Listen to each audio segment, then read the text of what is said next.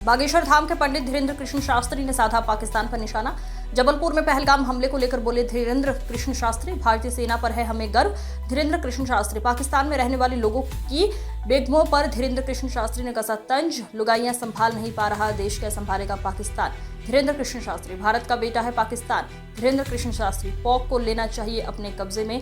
धीरेन्द्र कृष्ण शास्त्री, यह है नया भारत जो दुश्मन के घर में घुसकर मारता है। धीरेन्द्र कृष्ण शास्त्री, देश के दो ही हैं हीरो, एक सरहद पर खड़ा जवान, दूसरा खेत में खड़ा किसान। वाला शत्रु सतर्क होकर के वहीं पर हमला करता है।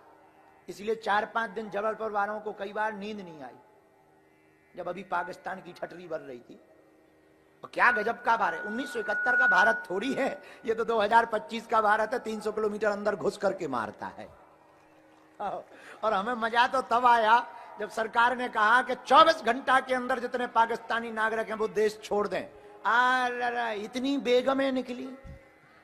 अच्छा देखो, मजे बात ये है, उनके खसम वहां है।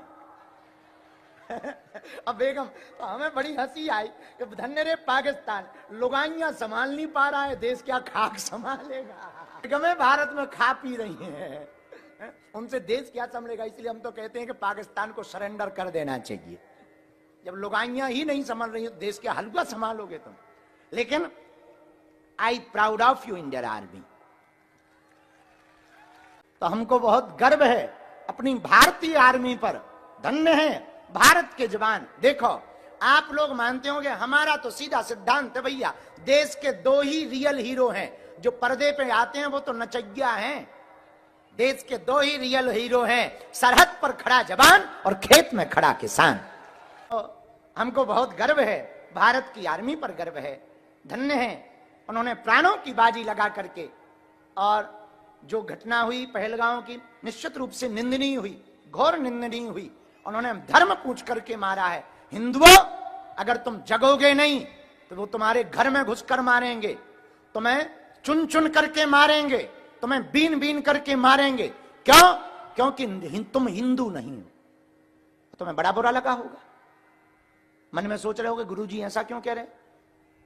तुम हिंदू इसलिए नहीं हो, या तो तुम ब्राह्मण हो, या तो तुम क्षत्रिय हो, या तो तुम वैश्य हो, या तुम सेवक हो। जिस दिन क्षेत्रवाद, भाषावाद और जातिवाद के ऊपर उठकर तुम गर्व से कहने लगोगे हम कट्टर हिंदू हैं, उसी दिन गठरी भी बंधेगी। और हमें पक्का भरोसा है एक दिन पाकिस्तान, चूंकि अपना बेटा है, मतलब भारत का, हाँ, अपना मतलब तो हमारा मत समझ जाना। ऐसा कोई सिस्टम तुम लोग ना तुरंत ही गलत लेते हो। हमारी बात का अर्थ का अनर्थ कर, मतलब भारत का बेटा, अब बेटा है तो बेटा ही है। हो जाते हैं बिगड़ेल औलादें होती हैं। अब सबके भारत के कई पिता हैं से उनके बेटा बिगड़ेल है।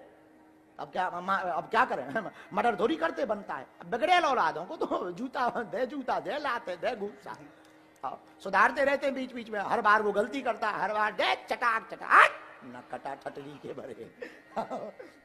तो वर्तमान में भारत ने यही किया है, बिगड़ेल औलाद है पाकिस्तान। तो जो भी किया बहुत अच्छा किया। अब हम यही कहेंगे प्रधानमंत्री जी से और भारत की आर्मी से कि हम फिर से अगर वो थोड़ा टटर पटर करे तो पीओके में घुस करके झंडा गाड़ देना चाहिए। हाँ, यही मौका है, सही मौका है, अभी मौका है। क्योंकि अभी उगता हुआ भारत है, बढ़ता हुआ भारत है, 2025 का भारत है। ये वो भारत है घर में घुस करके मारता है, 9 जगह एक साथ हमले करता है, ऐसे बम गोला बारूद फेंकत के पाकिस्तानी बेचारे सांस नहीं ले पाए। जब तक घोषणा नहीं हो गई है चैन से सोए नहीं है, दिमाग खराब हो गए उनके। हाँ, दिमाग खराब। इसलिए हमको भारतीय आर्मी पर बहुत गर्व है। और जबलपुर में तो और अलर्ट रहा। हमारा तो कार्यक्रम था, तो हमने सोचा कि अब अपोलो का हॉस्पिटल का वो है उद्घाटन, कहीं ऐसा ना हो पाकिस्तान की लड़ाई छिड़ जाए। जिस दिन हम पहुंचे उसी दिन पाकिस्तान। ये जबलपुर वालों के भी दिमाग में रहा जब रेड अलर्ट किया गया। लेकिन ऐसा कुछ नहीं है, बहुत दूर रहते हैं, अपन मध्य में है। पाकिस्तान की इतनी औकात नहीं है, क्योंकि चाइना, हम लोग चाइना के चार्जर पे भरोसा नहीं करते, वो मिसाइलों पे कर लेते हैं। बताओ तो, जब चाइना के नहीं लेते हैं कि पता लगता है कि जैसे ना पट हो जाना है उनको।